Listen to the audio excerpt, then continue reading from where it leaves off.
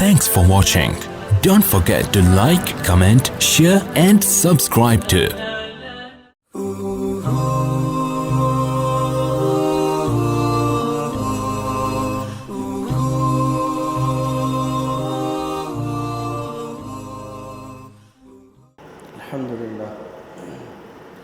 الحمد لله وكفى وسلام على عباده الذين اصطفى أما بعد فأعوذ بالله من الشيطان الرجيم بسم الله الرحمن الرحيم سبحان الذي أسرى بعبده ليلا من المسجد الحرام إلى المسجد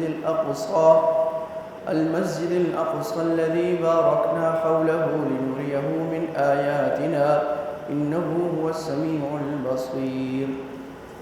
ایک مرتبہ محبت سے درود پڑھ اللہم صلی اللہ اللہم بارک علی محمد وعلی آل محمد کما بارکت علی ابراہیم وعلی آل ابراہیم انک حمید مجید. میرے عزیز دوستوں، محترم بزرگوں، آج 27 رجب ہے اور بہت سی روایات کے مطابق آج شب معراج گزشتہ رات تھی، اور اگرچہ یہ روایات کوئی بہت مضبوط نہیں ہیں، یعنی یہ کوئی بڑی پکی ٹھکی بات نہیں ہے کہ 27 رجب کو ہی شب معراج تھی، لیکن بہرحال روایات ہیں اور بھی ہے. کچھ تنبیہات شب معراج کے بارے میں آخر میں عرض کر دوں گا. آج یہ مناسب ہے کہ معراج کے واقعے کو ہم تازہ کر لیں اور اس میں سے ہمارے سیکھنے کی جو باتیں ہیں اس کو بھی یاد کر لیں. ہم نے پڑھا تھا چند مہینوں پہلے، کیونکہ سیرت النبی صلی اللہ علیہ وسلم تفصیل سے پڑھ رہے ہیں، اس میں شب معراج کے واقعے میں پڑھا تھا کہ طائف کے واقعے میں 10 نبوی میں، یعنی مکی زندگی میں جب اللہ کے نبی صلی اللہ علیہ وسلم کو 10 سال ہو گئے اور آپ کی عمر مبارک 50 سال ہو گئی، اس وقت آپ کو بڑی سخت تکلیفیں اور آزمائشیں آئی تھیں اور آپ بڑے ہی دل گرفتہ ہو گئے تھے، بڑے پریشان اور بڑے غمگین ہوئے تھے. اتنی جو تکلیفیں کہ مکہ والے بھی مارتے تھے، نکالتے تھے، اور طائف گئے تو طائف والوں نے بھی مارنا اور نکالنا شروع کر دیا. تو آپ یعنی یہ کیفیت ہو گئی کہ اب کہاں جائیں. پھر بڑی مشکل سے مکہ میں ایک آدمی نے پناہ دی اور آپ مکہ میں داخل ہوئے. اس کے بعد اللہ نے بظاہر ایسا لگتا ہے کہ رسول اللہ صلی اللہ علیہ وسلم کی دلجوئی کے لیے آپ کو آسمانوں پہ بلایا کہ دنیا میں جب کسی کو غم لگتا ہے، پریشان ہوتا ہے، تو ڈاکٹر حضرات کہتے ہیں کہ بھئی آپ کوئی مری گھوم کے آ جائیں، سوات گھوم کے آ جائیں، باہر ٹور لگا لیں. تو اللہ نے کہا گویا کہ میرے نبی میں آپ کو آسمانوں کی سیر کراتا ہوں، اپنے پاس بلاتا ہوں. تو اتنی بڑی قربانی کے بعد اتنا بڑا مرتبہ، دنیا میں انسان جتنی قربانی دیتا ہے، جتنی محنت کرتا ہے، انعام اس کے حساب سے اللہ عطا فرماتے ہیں. تو 10 نبوی کا واقعہ ہے. رسول اللہ صلی اللہ علیہ وسلم بستر پہ سوئے ہوئے تھے اور جبریل آئے اور آپ کو جگایا اور آپ کو بیت اللہ میں لے گئے اور وہاں آپ کے سینے کو چاک کیا گیا. اور یہ دوسری مرتبہ ہو رہا ہے کہ آپ کا سینہ چاک کر کے اوپن ہارٹ سرجری ہو رہی ہے اور آپ کے دل کو نکالا گیا اور ایک تس سونے کا لایا گیا، اس میں زمزم سے دھویا گیا اور آپ کے دل کو واپس ڈال دیا گیا. یہ کیا تھا کہ انسان کے اندر طبعی طور پہ اللہ تعالیٰ نے ایک مادہ رکھا ہوتا ہے برائی کا، اللہ کے نبی سے اس مادے کو پہلے ہی نکال دیا گیا تھا اور دل کو پاک کر کے، یعنی اللہ کے انوارات اور تجلیات اور اللہ کی محبت کے ساتھ معمور کر دیا گیا. یہ چیز اگرچہ فزیکل نہیں ہے، لیکن یہاں دکھانے کے لیے کہ دل ایسے ہی پاک ہو سکتا ہے اعمال سے، جس طرح اللہ نے اپنے نبی کے دل کو ظاہر دھو کر پاک کیا اور باکمال اور دنیا کا سب سے اعلیٰ دل ہمارے نبی کے دل کو بنا دیا گیا اور پھر واپس رکھا گیا اور یوں کیا جبریل نے اور آپ کا دل جڑ گیا اور براق کی سواری لائی گئی. اور آپ نے فرمایا کہ وہ ایسا جانور تھا جو سفید تھا، اس کے پر تھے اور گدھے سے تھوڑا بڑا اور خچر سے تھوڑا چھوٹا، اس طرح کا، اور بڑا ہی خوبصورت جانور تھا. جبریل آگے بیٹھے، آپ صلی اللہ علیہ وسلم کو پیچھے بٹھایا اور جب بیٹھے تو براق تھوڑی مستی کرنے لگا، جیسے گھوڑا پاؤں اٹھاتے ہیں. تو جبریل نے کہا کہ براق، تمہیں پتہ نہیں تمہارے اوپر کون بیٹھا ہے، ذرا نرم ہو جاؤ. تو براق نے ایسے گردن جھکا دی، پھر چلنا شروع کیا تو ہوا میں اڑنا شروع کیا اور آپ نے فرمایا ایسی عجیب تیز سواری، اب یہ خود رسول اللہ خود روایت کر رہے ہیں، خود بتا رہے ہیں، ایسی تیز سواری کہ جہاں میری نظر جاتی تھی وہاں اس کا قدم پڑتا تھا. یعنی آپ یہ کہہ رہے ہیں کہ لائٹ سپیڈ پر یا ساؤنڈ سپیڈ پہ چلتا تھا، اتنی تیز سپیڈ پہ جاتا تھا. اب یہ جو سفر ہے اس کو ہم کہتے ہیں معراج، اسراء. یعنی دو سفر ہیں، یاد رکھیں، ایک ہے اسراء، ایک ہے معراج. اسراء کا مطلب ہوتا ہے بیت اللہ سے بیت المقدس تک، مسجد اقصیٰ تک، اور معراج کہتے ہیں مسجد اقصیٰ سے اوپر 7ویں آسمان تک. یہ دو کے الگ الگ نام ہیں. اب یہ اسراء جو ہوا ہے اس میں راستے میں عجیب غریب واقعات ہوئے ہیں. کچھ اسراء میں کچھ واقعات اللہ کو نبی کو دکھائے گئے. میں ان میں سے چند واقعات ذکر کرتا ہوں. اور اسی کی طرف اشارہ اللہ تعالیٰ نے سورہ بنی اسرائیل 15ویں پارے کے شروع میں فرمایا، سبحان الذی اسریٰ بعبدہ لیلا من المسجد الحرام الی المسجد الاقصیٰ. بڑی پاک ہے اللہ کی وہ ذات جس نے اپنے غلام کو، اپنے عبد کو، اپنے بندے کو سیر کرائی مسجد حرام سے مسجد اقصیٰ کی طرف. وہ مسجد اقصیٰ کہ جس کے ارد گرد و پیش میں ہم نے برکت ڈالی ہے. یعنی مسجد اقصیٰ تو برکت والی ہے ہی، اللہ بتانا چاہ رہے اس کا گرد و پیش کا سارا علاقہ برکت والا ہے. کیوں برکت والا ہے؟ شام کا یہ پورا علاقہ برکت والا کیوں ہے؟ کوئی بتا سکتا ہے؟ شام کا علاقہ قرآن کی اصطلاح میں برکت والا کیوں ہے؟ ہاں، مسجد اقصیٰ اور ماشاء اللہ انبیاء اکثر اسی علاقے میں آئے ہیں. شروع سے لے کر خاص طور پہ حضرت ابراہیم سے لے کر حضرت عیسیٰ تک سارے نبی جو ہیں وہ یہ اس شام کے علاقے میں آئے ہیں.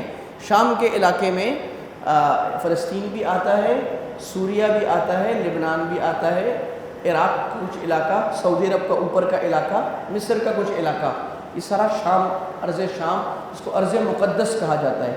تو یہ تینوں مذاہب کے نزدیک ارض مقدس ہے. عیسائیوں کے نزدیک، یہود کے نزدیک، مسلمانوں کے نزدیک ارض مقدس ہے، کیونکہ انبیاء نبی اکثر، تو جہاں ایک نبی آ جائے وہ جگہ برکت والی ہو جاتی ہے. ہمارے نبی مدینہ میں آئے، ہمارے لیے مدینہ برکت والا ہے. جہاں اتنے زیادہ نبی آئے وہ بھی کتنی برکت والی ہے. لِنُرِيَهُ مِنْ آیَاتِنَا، اللہ کہہ رہی ہے سیر میں نے اپنے نبی کو اس لیے کرائی تاکہ میں ان کو اپنی عجیب نشانیاں دکھاؤں، اور اللہ بڑا سننے والا اور بڑا ہی خوب دیکھنے والا ہے. تو یہاں اللہ نے نشانیاں دکھائیں. تو آپ نے بتایا کہ میں جا رہا تھا براق پہ، تو مجھے ایک عورت نظر آئی جو بڑی زیورات سے لدی ہوئی تھی اور ادھیڑ عمر کی تھی، اور اس نے مجھے اپنی طرف بلایا. تو آپ نے رخ پھیر لیا اور جبریل نے کہا رسول آگے چلیں. پھر آگے گئے، آپ نے کچھ عذاب دیکھے. آپ نے، یعنی وہ آگے ہے اس کو میں یاد اس کو مگر میں ابھی بتا دیتا ہوں. کچھ آپ نے اس راستے میں دیکھے، کچھ معراج کے راستے میں. آپ نے ایک عذاب یہ دیکھا کہ کچھ لوگ ہیں جن کے تانبے کے ناخن ہیں، بڑے تیز بلیڈ ہیں ایک طرح کے، اور وہ اپنے چہرے کو اور اپنی پیٹھ کو نوچ رہے ہیں ان ناخنوں سے. تو آپ نے کہا جبریل یہ کون ہے؟ آگے. پھر آپ نے کچھ لوگ دیکھے کہ جن کے پیٹوں میں سانپ بھرے ہوتے، ان کا پیٹ پہاڑ جتنا بڑا ہوا ہوتا. آپ نے کہا جبریل یہ کون ہے؟ آپ نے کہا آگے چلیں. آپ نے کچھ لوگ دیکھے کہ جو اپنے ہونٹوں کو اپنی کینچیوں سے خود ہی کاٹ رہے تھے. کہ جبریل یہ کون ہے؟ آپ نے کہا میں آگے چلیں. بعد میں جبریل نے بتایا کہ یا رسول اللہ، یہ جو لوگ ناخن کے تانبوں سے اپنا منہ نوچ رہے تھے، یہ وہ لوگ ہیں جو لوگوں کی عزت خراب کرتے ہیں. یقعون فی اعراضہم، لوگوں کو ذلیل کرتے ہیں، گالی دیتے ہیں، برا بھلا کہتے ہیں، بہتان لگاتے ہیں، عیب نکالتے ہیں، لوگوں کے عیبوں کو اخباروں میں، زبان پر اور عام مجلسوں میں پھیلاتے ہیں، فلاں ایسا، فلاں ایسا، فلاں ایسا. لوگوں کی کمیاں ڈھونڈتے ہیں اور لوگوں کی خراب چیزیں بیان کرتے ہیں. یہ وہ لوگ ہیں جو نوچ رہے تھے اپنے چہرے کو، اور نوچتے تھے چہرہ اور کندھا نوچ نوچ کے گوشت ختم ہو جاتا تھا، پھر گوشت دوبارہ آتا، پھر نوچتے. اور کہا نمبر 2 یہ غیبت کرنے والے لوگ ہیں جو پیٹھ پیچھے کسی کی برائی کرتے ہیں. یعنی غیبت تو یہ ہوتی ہے نا کہ وہ برائی اس آدمی کے اندر ہے، یہ مطلب نہیں جھوٹ بول رہے، وہ برائی ہے، وہ برائی ہوتے ہوئے اس کی برائی کرنا کہ فلاں جھوٹا ہے، فلاں تو کنجوس ہے، فلاں چھوٹا ہے، فلاں بدصورت ہے، یہاں تک کہ یہ کہنا کہ فلاں بد نمازی، بے نمازی ہے، یہ غیبت ہے. آپ اس کا عیب بیان کر رہے ہیں. محبت ہے تو جا کے پیار سے سمجھائے خلوت میں اکیلے. اور کہا کہ جو پیٹ میں آپ نے سانپ دیکھے تھے جن لوگوں کے، یہ سود خور ہیں کہ حرام کھاتے ہیں. تو سود کا گناہ ایسا ہے جیسے پیٹ میں حرام بھر گیا ہے، اور یہ پیٹ میں ان کے یہ سانپ ان کو کاٹ رہے ہیں۔ تو سود میں پڑھنا، لینا، دینا، آپ صلی اللہ علیہ وسلم نے فرمایا سود کا لکھنا، سود کا گواہ بننا، یہ سب حرام ہے۔ کسی سودی ادارے میں کام کرنا اور کسی درجے میں انٹرسٹ میں یا یوزری میں اپنے آپ کو انوالو کرنا، یہ ان تمام گناہوں میں آ رہا ہے۔ سود کے اس گناہ میں جس کی یہ سزا دنیا برزخ میں ہے، یہ برزخ کی سزائیں ہیں۔ ابھی جہنم کی سزائیں الگ ہیں، یہ برزخ کا عالم دکھایا جا رہا ہے، کیونکہ اللہ نے فرمایا کہ میں اپنی خاص نشانیاں دکھاؤں تو عالم اسرار، کیونکہ دنیا اور برزخ کے درمیان پردہ ہے، کسی کو نظر کوئی نہیں آتا۔ اللہ کبھی کبھی اپنے بندوں کو دکھاتے ہیں۔ اللہ نے اپنے نبی کو بعض برزخ کے واقعات دکھائے زندگی میں، سارے نہیں دکھائے، بعض دکھائے، یہ دکھائے جا رہے ہیں۔ اور کہا جو اپنے ہونٹ کینچی سے کاٹ رہے تھے یہ بے عمل وائس تھے، جو لوگوں کے سامنے بڑے بڑے بیان کرتے ہیں، خود عمل کوئی نہیں کرتے۔ اللہ ہم سب کو اس سے بچائے۔ تو اور یہ جو دنیا آپ نے عورت دیکھی جو ادھیڑ عمر تھی، اپنی طرف بلا رہی تھی، اور بنی سب کی دنیا تھی، اس زیوروں سے لدی ہوئی یہ دنیا لوگوں کو اپنی طرف مائل کرتی ہے، جو اس کی طرف اللہ کے نبی اگر آپ مائل ہو جاتے آپ کی امت دنیا پرست ہو جاتی ساری۔ اور کہا کہ دنیا کی عمر اتنی ہی رہ گئی ہے جتنی اس عورت کی عمر ہے، تقریباً بڑھاپے کی دہلیز پر قدم رکھ رہی ہے، ابھی بوڑھا ہونے والی دنیا کی عمر اب تھوڑی رہ گئی ہے۔ لوگوں نے اس احادیث کی روشنی میں دنیا کی عمر کو کیلکولیٹ بھی کیا ہے کہ کتنی ہے، یعنی دنیا کا مطلب ہمارا ہوتا ہے ہیبیٹیٹ دنیا کی عمر، جب سے پہلا انسان آیا اس وقت۔ یہ جو ملینز آف ملینز ایئرز بتایا جاتا ہے، سائنٹسٹ بتاتے ہیں، یہ اس لحاظ سے ہو سکتا ہے کہ دنیا بنی اتنے ملین ایئرز سے ہے، لیکن جو دنیا میں پہلا انسان آیا ہے وہ چند ہزار سال سے اوپر، ملین لاکھ تک نہیں جاتی عمر دنیا کی، لاکھ سال نہیں جاتی، کیونکہ وہ اگر انبیاء کا تسلسل دیکھیں اور نسب نامہ دیکھیں آپ ان کو تو وہ اتنا نہیں جاتا، وہ تقریباً 32-35 واسطے جاتے ہیں رسول اللہ سے لے کر آدم علیہ السلام تک، اس میں کچھ ضعف بھی ہے لیکن پھر بھی اتنا زیادہ نہیں ہے۔ پھر آپ اور بھی واقعات ہیں، تفصیل کا وقت نہیں ہے۔ آپ مسجد اقصیٰ میں لینڈ کیا اور وہاں جا کے جبریل نے گھوڑے کو رسی سے باندھ دیا اور فرمایا کہ وہ جگہ تھی جہاں نبی اپنے گھوڑوں کو باندھا کرتے تھے، ایک جگہ بنی ہوئی تھی، وہاں باندھا گیا گھوڑے کو۔ اب یہ گھوڑے کو باندھا کیوں گیا؟ جبریل ہے، سارا کام روحانی ہو رہا ہے اور ادھر براق ہے، تو باندھنے کی کیا ضرورت ہے؟ تو یہ امت کو سمجھانے کے لیے کہ بھائی آپ جو بھی دنیا میں کام کریں تو اسباب کو اختیار فرمائیں، جو جائز اسباب ہیں دنیا میں، چاہے کاروبار کر رہے ہیں، چاہے دین کا کام کر رہے ہیں، چاہے دنیا کا، اس کے جو بہترین سے بہترین اسباب جائز ہیں، ٹیکنالوجی ہے، ایکوپمنٹ ہے، گیجٹس ہے، پلاننگ ہے، وہ دنیا میں کریں آپ، اور اس کے بعد اللہ پر توکل کریں۔ یہ توکل نہیں اللہ خیر کرے گا، میں یہاں بیٹھ گیا کام الٹا کروں اللہ خیر کرے گا، اللہ خیر بالکل نہیں کرتا ایسے آدمی کے ساتھ، اللہ بالکل خیر نہیں کرتا۔ اللہ کے نبی نے فرمایا بے وقوف آدمی ہے جو کوئی کام کرتا نہیں اور پھر اللہ پر بھروسہ کرتا ہے اللہ خیر کرے گا، ایسے نہیں ہوتا۔ اسباب اپنائیں گے، کام کریں گے، اسکلز کو اپنائیں گے، عقل کو لگائیں گے، جو بھی کام کرنا ہے مشورہ کر کے، سیکھ کر، پڑھ کر، طریقے، پھر اللہ تعالیٰ مدد کرے۔ دین کے کام بھی ایسے ہی ہیں۔ کفار اس وقت اپنے دین کو پھیلانے کے لیے دنیا کی اعلیٰ سے اعلیٰ ٹیکنالوجیز یوز کر رہے ہیں، اربوں خربوں کا مال یوز کر رہے ہیں۔ صرف چرچ آف انگلینڈ کا ہی آپ بجٹ دیکھ لیں تو کتنا ہے، بلینز میں، اور پلاننگز یوز کر رہے ہیں، اسٹریٹجیز یوز کر رہے ہیں، اکانومیز کو لگایا ہوا ہے، ادارے بنا رہے ہیں، دھڑا دھڑ ادارے ہیں جو بڑے اسٹرانگ سسٹم والے ادارے ہیں، وہ اپنے باطل مذہب کو پھیلانے کے لیے وہ یوز کر رہے ہیں، پریشرز یوز کر رہے ہیں، ٹریٹیز یوز کر رہے ہیں، پیکٹس یوز کر رہے ہیں، ایموشنل انٹیلیجنس اور پتہ نہیں کیا کچھ یوز کر رہے ہیں، یعنی ہارڈ اور سافٹ سکل سارے، اور ہم بولے بھائی ہم بس اب ایسے ہی دین پھیل جائے گا، ایسے تو نہیں ہوتا نا، وہ جہاز پہ جا رہے ہیں آپ سائیکل پہ جائیں گے تو نہیں پھیلے گا۔ دور حاضر کے اسباب دین کی دعوت کے لیے اور دنیا کے ہر کام کے لیے اپنانے کی ضرورت ہے، پھر ہم ان کے مقابلے میں جا سکتے ہیں اور آگے۔ پھر ہمارے ساتھ جو اضافی چیز ہے وہ ان کے ساتھ نہیں ہے، وہ اللہ کی مدد ہے، اخلاص ہے، لیکن اللہ کی مدد تب آتی ہے جب بندہ اپنی محنت پوری کرتا ہے، محنت بندہ پوری نہیں کرتا اللہ مدد بھی نہیں نازل فرماتے۔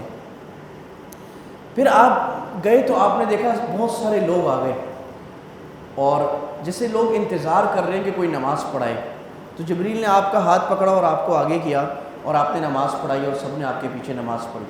تو جبریل نے کہا کہ یا رسول اللہ آپ کو معلوم ہے آپ نے کس کو نماز پڑھائی کرنی؟ کہا یہ آدم سے لے کر عیسیٰ تک سارے نبی تھے، اور ان سب کی امامت آپ نے کرائی ہے۔ یہاں سے ہمارے نبی کا لقب ہو گیا امام الانبیاء، سارے نبیوں کے امام، کہ اللہ نے دنیا کے سامنے بتا دیا کہ نبیوں کی امامت کا صحرا اس کے ہے، اور اس ہار کے اس موتی کا نگینہ، اس ہار کا نگینہ جو ہے وہ محمد عربی صلی اللہ علیہ وسلم ہے۔ اور جس طرح کہ کائنات کو سجایا جا رہا تھا، لوگ آئے جا رہے تھے، اور اس کائنات کا دولہا جو تھے وہ ہمارے نبی صلی اللہ علیہ وسلم تھے، جن کے آنے سے ختم نبوت اور توحید کا پیغام تمام اور کامل ہو گیا۔ ان سے پہلے وہ پیغام اور وہ دعوت پوری دنیا تک کامل نہیں پہنچا تھا۔ ہر نبی نے اپنا حصہ ڈالا، لیکن ابھی نقص تھا۔ اور آپ نے مثال بھی بیان فرمائی، آپ نے فرمایا میری اور نبیوں کی مثال ایسی ہے جیسے کسی نے کوئی عمارت بنائی بڑی خوبصورت، جو بھی دیکھتا تھا کہہ رہا تھا عمارت بڑی خوبصورت ہے، ایک اینٹ اور اس جگہ پہ لگ جائے تو کامل ہو جائے گی۔ آپ نے فرمایا میں وہ پتھر ہوں، میں وہ اینٹ ہوں، کہ میرے لگنے سے یہ نبوت کی عمارت جو تھی اللہ کے پیغام کی یہ پوری ہو گئی۔ یہاں سے آپ کو پھر اوپر لے جایا گیا اور معراج کا سفر شروع ہوا، اور ایک سیڑھی لائی گئی۔ اب وہ تو براق ختم ہو گیا، اب سیڑھی لائی گئی، اور سیڑھی سے آپ صلی اللہ علیہ وسلم پہلے آسمان تک گئے۔ اب وہ پتہ نہیں اسکیلیٹر تھا کیا تھا، تو روحانی چیز تھی، بہرحال سیڑھی تھی۔ پہلے آسمان پہ جب پہنچے تو دستک دی، اور جبریل نے کہا بھائی دروازہ کھولیں، تو اگلا دربان کھڑا تھا فرشتہ، اس نے کہا کون؟ کا میں جبریل کا، آپ کے ساتھ کون؟ کا محمد رسول اللہ کا، اجازت ملی ہے، بلایا گیا ہے؟ کہاں بلایا گیا ہے؟ تو اس نے دروازہ کھولا، کہا مرحبا، تو فرشتوں نے قطار میں آپ کا استقبال کیا۔ اندر گئے تو آپ نے حضرت آدم علیہ السلام سے ملاقات کی، اور آدم علیہ السلام نے کہا مرحبا بالابن الصالح، میرا پیارے بیٹے کو مرحبا۔ آدم علیہ السلام کے دائیں طرف کچھ مخلوق تھی، بچے تھے، وہ ان کو دیکھتے تھے وہ ہنستے تھے، کوئی بائیں طرف لوگ تھے وہ دیکھتے تھے رونے لگ جاتے تھے۔ تو جبریل نے بتایا کہ یہ دائیں طرف آدم علیہ السلام کی نیک اولاد ہے، ان کو دیکھ کر خوش ہوتے ہیں، اور بائیں طرف ان کی بد اولاد ہے، ان کو دیکھ کر رونے لگ جاتے ہیں کہ میری یہ اولاد جو ہے نا یہ میرا نام خراب کر رہی ہے اور جہنم میں جائے گی۔ اللہ ہمیں دائیں والوں میں بنائے ہم سب کو۔ پھر جب دوسرے آسمان پہ گئے تو وہاں ابنی خالہ کے دو بیٹوں کی ملاقات ہوئی، یعنی حضرت یحییٰ اور عیسیٰ، ان سے ملاقات ہوئی، ان سب نے بھی سلام کیا، مرحبا بالاخ الصالح والنبی الصالح، ہمارے نیک بھائی اور نیک نبی کو سلام۔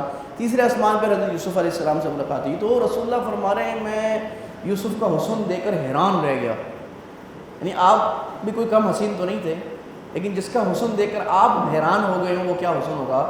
کہا کہ پوری دنیا کا آدھا حسن اللہ نے یوسف کو دے دیا تھا، یعنی جتنے حسین اور حسینائیں ہیں انسانوں میں اور جانوروں میں، ان میں جتنا حسن آیا وہ آدھا ہے دنیا کے پورے اربوں خربوں حسینوں میں، اور وہ پورے اتنا ہی پورا آدھا اٹھا کے اللہ نے ایک اکیلے یوسف کو دے دیا، تو کیا حسن ہوگا یوسف علیہ السلام کا۔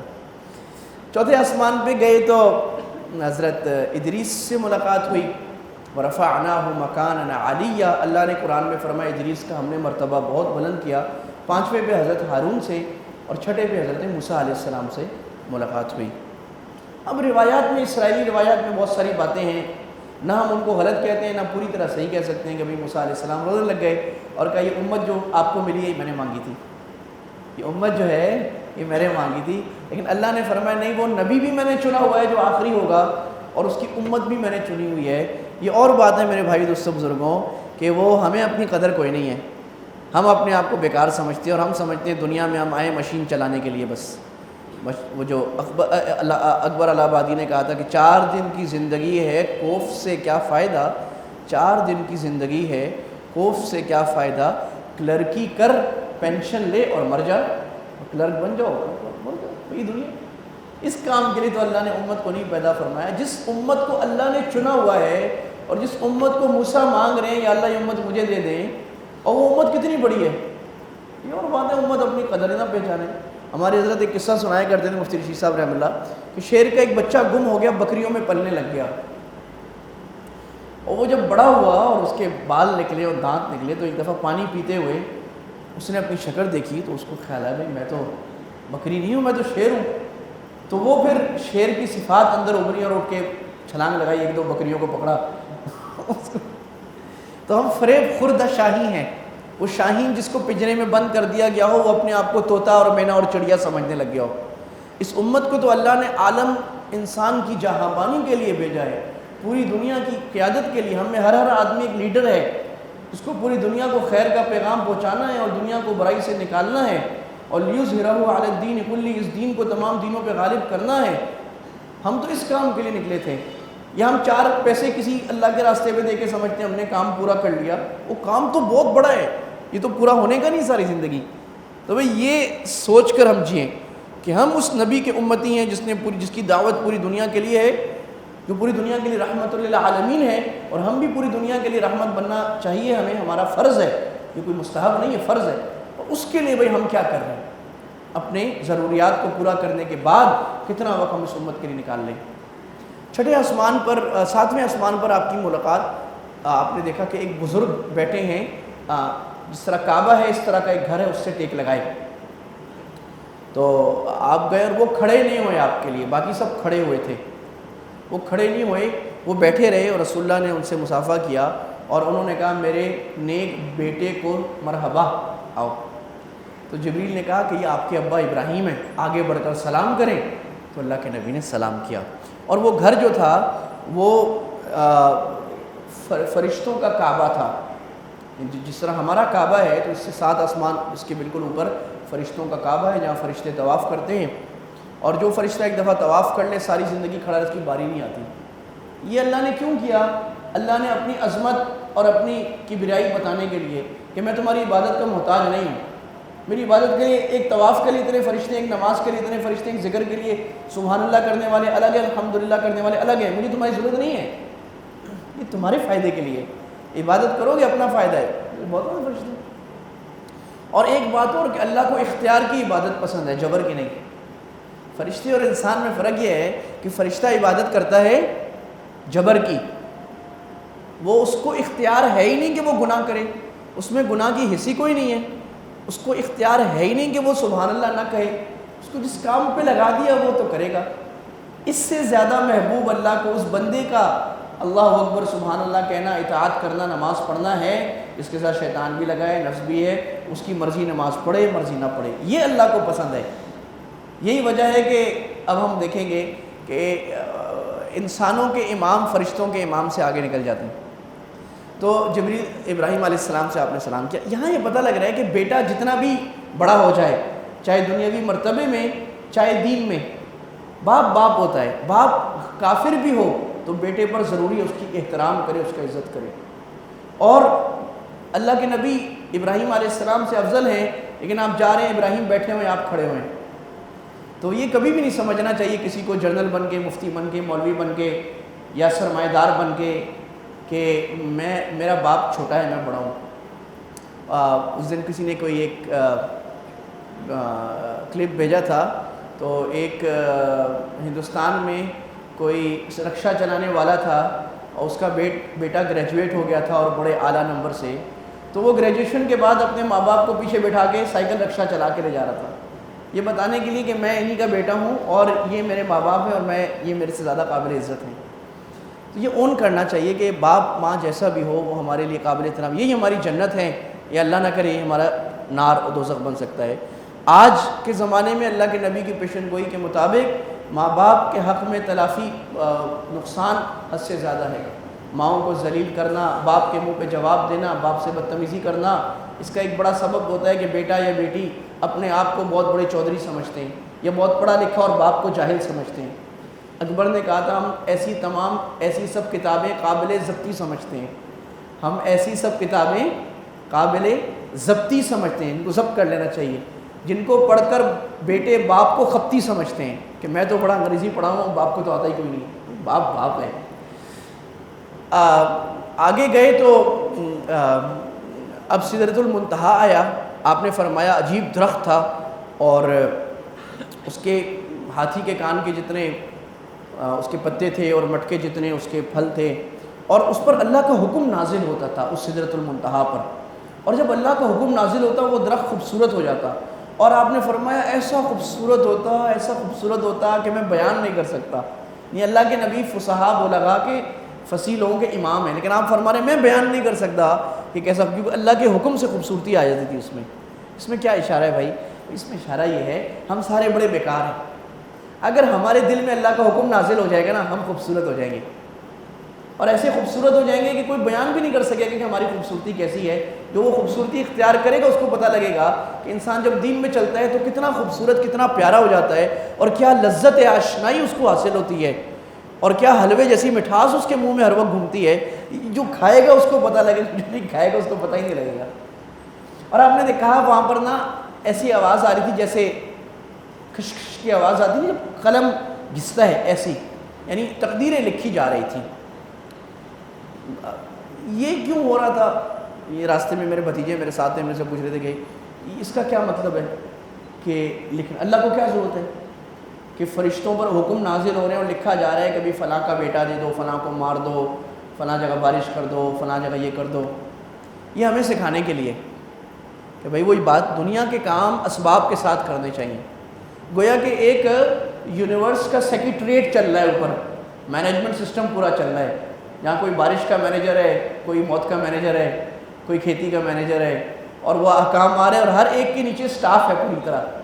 تو یہ مینجمنٹ سٹرکچرز جو ہے یہ ہمیں ابھی مغرب ابھی 200 سال سے نہیں سیکھے, یہ اس وقت سے ہم سیکھتے آ رہے ہیں. اللہ کے نبی کی زندگی میں نے بتایا چند ایک پہلے کہ آپ کتنے زبردست مینیجر تھے اور کتنی مینجمنٹ اور طریقے سے آپ صحابہ کو کام ڈیلیگیٹ کر کے کرایا کرتے تھے, پھر آڈٹ اور سپرویژن کرایا کرتے. تو یہ اللہ تعالیٰ کا نظام, یعنی اللہ کو ضرورت نہیں اس نظام کی, اللہ اکیلے کر سکتے, لیکن اللہ نے ہمیں سمجھانے کے لیے یہ نظام بنایا کہ بھئی دیکھو کوئی بھی کام کرنا ہے اس کو ڈسپلن کے ساتھ, طریقے کے ساتھ, سلیقے کے ساتھ, اس کے تقاضے کے مطابق کرنا چاہیے. ہر کارآمد آدمی کو اس کے مطلب کا کام لگانا چاہیے, پھر بڑے آدمی کو اس کی نگرانی کرنی چاہیے. آگے جبریل نے کہا یا رسول اللہ, اس سے آگے میں نہیں جا سکتا, کیونکہ یہاں اب نوری کی پرواز ختم ہو گئی ہے, خاکی کی پرواز شروع ہوتی ہے. تو جبریل پیچھے رہ گئے, اللہ کے نبی آپ آگے جائیں, اور اللہ کے نبی گئے ہیں. اور اللہ اور بندوں کے درمیان, اللہ اور دنیا کے درمیان جو پردے تھے وہ ایک ایک کر کے پردے اٹھتے گئے, اور آخری پردہ رہ گیا ہے. اور اس پردے کے بعد اللہ اور رسول کی ملاقات ہوئی ہے, اور اللہ نے سورہ نجم میں اس کا تذکرہ فرمایا ہے, عند سدرۃ المنتہى عندها جنۃ المأوى اذ یغشی السدرۃ ما یغشی ما زاغ البصر وما طغى لقد رأى من آیات ربہ الکبریٰ. وہ جو بات ہوئی عاشق و معشوق میں اور رب اور بندے میں, وہ تو اللہ ہی جانے کیا بات ہوئی, وہ راضی ہے پتہ ہی نہیں, ایک بات پتہ لگ گئی ہمیں اس میں. اور اللہ فرماتے ہیں میرے بندے نے جو دیکھا اس کی آنکھ نے خطا نہیں کی, اور کان قاب قوسین او ادنیٰ, اللہ اور نبی اتنا قریب ہو گئے جتنا 2 کمانوں کا فاصلہ ہوتا ہے. یہ عربوں میں طریقہ تھا, جب محبت کرتے تھے تو 2 کمانیں آپس میں ملا دیتے تھے, جو بو ہوتے ہیں نا وہ, تو اگر اتنا فاصلہ رہ گیا بس اللہ اور بندے نبی کے درمیان. اور اللہ نے بڑی باتیں کی اور رسول اللہ صلی اللہ علیہ وسلم نے سنی, وہ تو راز و نیاز کیا ہوئے, میان عاشق و معشوق رمزیست, میان عاشق و معشوق رمزیست کرامن کاتبین را ہم خبر نیست. شاعر کہتا ہے کہ عاشق و معشوق میں جو راز و نیاز چلتی ہے وہ کرامن کاتبین کو بھی پتہ نہیں لگتا, کیونکہ وہ تو دل سے دل کی بات چلتی ہے. ایک تحفہ اللہ تعالیٰ نے نماز کا دیا, یہ ہمیں پتہ ہے, یہ بات ہوئی. اور آپ اندازہ فرمائیں یہ سارا کام نماز کے لیے ہو رہا ہے, سارا سفر. بھئی میرا کوئی سب سے پیارا محبوب میرے پاس آئے گا پہلی دفعہ ملنے, جس سے مجھے دنیا میں سب سے زیادہ محبت ہے, تو میں جو تحفہ اس کو دوں گا وہ میرا سب سے قیمتی تحفہ ہوگا. تو اللہ کے محبوب نے دنیا میں اللہ کے پاس جا کر ایک مرتبہ ملاقات کی ہے, اوپر جا کر, نیچے تو بہت ہوتی نہیں. اس میں اللہ نے جو تحفہ دیا اس سے قیمتی تحفہ دنیا میں کوئی نہیں, وہ نماز کا تحفہ ہے. اسی لیے یہ کہا جاتا ہے کہ الصلاۃ معراج المومن, اگرچہ یہ روایت ضعیف ہے, اس کا معنی صحیح ہے کہ نماز مومن کی معراج ہے. اور شیخ بوطی نے لکھا, شام کے ایک بڑے عالم تھے, اللہ یہ بتانا چاہ رہے ہیں کہ جس طرح نبی اپنے جسم اور روح کے ساتھ آسمان پہ گئے تھے نا اللہ سے ملنے, تم دن میں 5 مرتبہ یا جب دل چاہے اپنی روح کو اللہ کے ساتھ ملا سکتے ہو, یہ ملاقات کر سکتے ہو, تمہاری مرضی کرو نہ کرو. اس دربار عالی میں حاضریاں دو کہ نہ دو, اللہ کی محبت کے مزے لو کہ نہ لو. وہاں سے اللہ کے نبی نیچے آئے تو وہ مشہور واقعہ ہے, موسیٰ علیہ السلام نے کہا کتنی نمازیں, انہوں نے کہا 50. تو ابھی کوئی نہیں پڑھیں گے, میں بھگت آیا ہوں تو کم کرائیں. واپس اللہ کے پاس گئے, 45 ہو گئی. پھر آئے موسیٰ علیہ السلام نے کہا کوئی نہیں, 40 ہو گئی, 35 ہو گئی, 25 ہو گئی, کرتے کرتے 5 ہو گئی. پھر موسیٰ علیہ السلام کے پاس کہا بھائی میں ان کو بھگت کے آیا ہوں, یہ 5 بھی کوئی نہیں پڑھنے آئے نا, پنزو بھی نہیں ہوں گی ان سے, 5 نہیں ہوں گی, نہیں پڑھیں گے.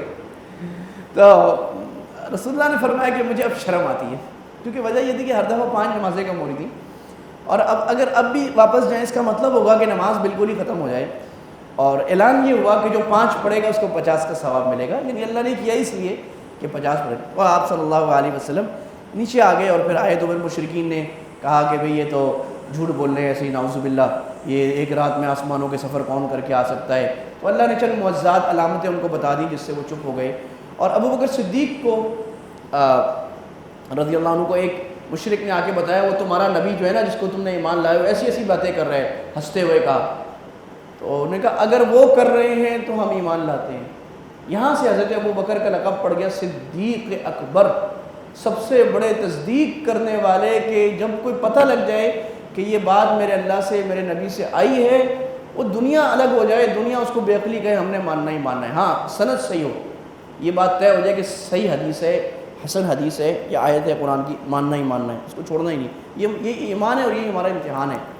تو معراج سے ہمیں یہ پتہ لگا کہ نمبر 1 تو بڑے بڑے گناہ جو ہیں وہ اللہ کے نبی کو ان کا عذاب دکھایا گیا، غیبت کرنا، چغلی کرنا، مسلمان کی عزت خراب کرنا، نیگیٹو باتیں کرنا، منفی باتیں کرنا، مسلمانوں کو بدنام کرنا، بلکہ کسی انسان کو بدنام کرنا، کسی انسان کی غیبت کرنا مطلق لفظ ہے، یہ حرام ہے اور بڑا سخت عذاب ہے۔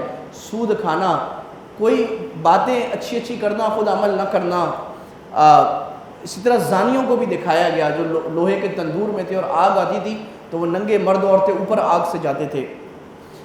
اس کو سننا۔ نمبر 2 یہ سمجھ میں آیا کہ نماز سے بڑا کوئی تحفہ ایمان مسلمان کے لیے نہیں ہے۔ نماز ایک ایسی چیز ہے جو نن کمپرومائزڈ ہے، نماز نہیں تو ایمان نہیں۔ امام احمد بن حنبل اس کے قائل ہیں اور ائمہ بھی کہ ایک نماز چھوڑنے والا کافر ہے، اور ایک حدیث میں بھی ہے من ترک الصلاۃ متعمدا فقد کفر، آپ نے فرمایا جس نے ایک نماز جان بوجھ چھوڑی گیا کام سے۔ یہ اور بات ہے کہ امام ابو حنیفہ فرماتے ہیں کہ کافر تو نہیں ہے، کفر کے قریب پہنچ گیا ہے۔ ایک نماز جان بوجھ، یہ ہلکا فتویٰ ہے، ہلکا، امام ابو حنیفہ کی رائے سب سے ہلکی ہے اس معاملے میں، کہ کافر نہیں ہو رہا، بس اسلام اور کفر کی سرحد پہ پہنچ گیا ہے، ایک جان بوجھ کے چھوڑنے والا۔ اور منافقت اور اسلام میں فرق نماز کا ہے، نماز نہیں دین نہیں، صحابہ سے کثرت سے نماز نہیں اسلام نہیں، اسلام کی کوئی حیثیت نہیں ہے نماز کے بغیر، ہزاروں اچھے اچھے کام کریں، صدقے کریں، خیرات کریں، نماز نہیں کچھ بھی نہیں، یاد رکھیں۔ اور یہ اپنی اولادوں میں ہمیں ڈالنا ہے کہ اولاد کی ہر نخرہ برداشت کر لیں، لیکن اس کو سمجھا دیں 10 سال کی عمر سے پہلے کہ بیٹا نماز چھوڑی تو بہت برا ہو جائے گا، پھر اس کو پتہ لگ جائے کہ یہاں باپ کسی کو نہیں دیکھے گا، ماں کسی کو دیکھے گی، اس پہ کچھ برداشت نہیں ہے اس میں نماز پہ۔ تو اللہ تعالی ہمیں پکا نمازی بنائے، نماز کی ٹھنڈک اور نماز کی محبت، ہم نماز کوئی کام سمجھ کے نہ کریں، نماز کوئی ذمہ داری سمجھ کے نہ پڑھیں، ہم نماز کو محبت سمجھ کے پڑھیں۔ اللہ کے نبی فرماتے تھے یا بلال ارحنی بالصلاۃ، نماز کا وقت آتا تھا کہ بلال میری آنکھوں کو ٹھنڈا کرو نماز سے، اذان دو۔ یہ تو محبوب سے ملاقات کا موقع ہے۔ کسی عاشق کو پتہ لگے کہ معشوق کے پاس دن میں 5 دفعہ جا کے مل سکتے ہو اپنے، وہ پاگل ہوگا جو چھوڑے گا، اس کا مطلب عاشق نہیں ہے، جھوٹا ہے، وہ جھوٹ بولتا ہے کہ مجھے محبت ہے، کوئی محبت نہیں ہے۔ محبت ہوتی تو چھوڑ کے بیٹھا ہوتا، وہ تو بہانے ڈھونڈتا کہ 6 دفعہ جاؤں، 7 دفعہ جاؤں، اشراق بھی پڑھوں، چاشت بھی پڑھوں، اوابین بھی پڑھوں، لمبی کروں، سجدے لمبے کروں، تاکہ آدمی جب کسی پیارے سے بات کرتا ہے تو بہانے سے بات لمبی کرتا ہے۔ مقصد بات لمبی کرنا، وقت گزارنا ہوتا ہے، آدمی بات کو لمبی کرے، سجدہ لمبا ہو جائے، رکوع لمبا ہو جائے، سبحان رب الاعلیٰ 3 سے 7 10 11 دفعہ ہو جائے، سبحان رب العظیم 3 دفعہ نہ رہے، 7 دفعہ 5 دفعہ 11 دفعہ ہو جائے، فاتحہ ذرا پیار سے ہو جائے، قل هو اللہ احد سے آگے نکل کے ذرا لمبی صورتیں بھی پڑھ لیں، یہ ہے نماز کا اثر۔ اور گناہوں سے بچنا اور یہ سمجھنا کہ دنیا میں ہر کام تدبیر سے ہوتا ہے، لہٰذا ہمیں بھی دنیا میں اپنے کاموں کو تدبیر سے کرنا چاہیے۔ یہ سبق بھی 2 جگہ معراج میں اللہ تعالیٰ نے دیا۔ اللہ تعالیٰ ہمیں معراج کے صحیح پیغام کو لینے کی توفیق عطا فرمائے۔ آخر میں یہ بات عرض کر دوں کہ میں نے شروع میں کہا تھا کہ یہ 27 رجب کا شب معراج ہونا کوئی پکی بات نہیں ہے، کوئی پکی روایت نہیں، کیونکہ اس زمانے میں تاریخوں کو، مکی زمانے میں خاص طور پہ تاریخوں کو لکھنے والا کوئی آدمی نہیں ہوتا تھا، ایک اندازہ ہے۔ نمبر 2، شب معراج میں صحابہ نے، یہ سلف صالحین نے، تابعین، تبع تابعین، امام ابو حنیفہ، امام مالک، امام بخاری وغیرہ نے کوئی کام نہیں کیا، نہ احادیث میں ہے کہ معراج میں، شب معراج میں روزہ رکھو یا چراغاں کرو یا قبرستان میں جاؤ یا کوئی نفل پڑھو، یہاں کا کوئی الگ عمل نہیں ہے۔ اور جہاں شریعت نے کوئی خاص عمل نہیں کہا وہاں آپ کوئی اضافی عمل کرو کہ شب معراج میں ہم نفل پڑھیں گے زیادہ ثواب ملے گا، یہ بدعت ہو جاتا ہے۔ یا شب معراج میں ہم روزہ رکھیں گے ثواب نہیں، بدعت۔ آپ روزہ رکھیں، ویسے ہی رکھیں, اچھی بات ہے, پیر کو رکھیں, جمعرات کو رکھیں, مہینے میں 3 دن رکھیں, لیکن یہ سمجھنا کہ یہاں روزہ رکھنا زیادہ ثواب ہے جبکہ زیادہ ثواب نہیں ہے, یہ اضافی عبادت ثواب ہے, یہ بدعت ہو جاتا ہے. اس سے بھائی بچنا چاہیے. اور اصل مقصد جو ہے, جو میں نے واقعہ بیان کیا کہ معراج کا پیغام ہمیں آنا چاہیے, اور وہ پیغام ایک دن کا نہیں ہے. یہ شیطان کا وسوسہ ہوتا ہے کہ معراج کی رات میں, شب برات میں, 27ویں رات میں بس یہ لمبی لمبی ساری رات نماز پڑھ لو, اب اللہ خیر کرے گا. ایسا نہیں ہوتا. یہ تو ہمیشہ کا روگ ہے بھائی, ساری زندگی کا کام ہے, ایک دن کا نہیں ہے. اے خواجہ پرسید شب قدر نشانی, ہر شب شب قدر است اگر قدر بدانی. خواجہ شب قدر کی نشانیاں کیا پوچھتے ہو میرے سے, جس رات کی قدر کر لی وہی رات شب قدر ہو گئی. اللہ عمل کی توفیق عطا فرمائے.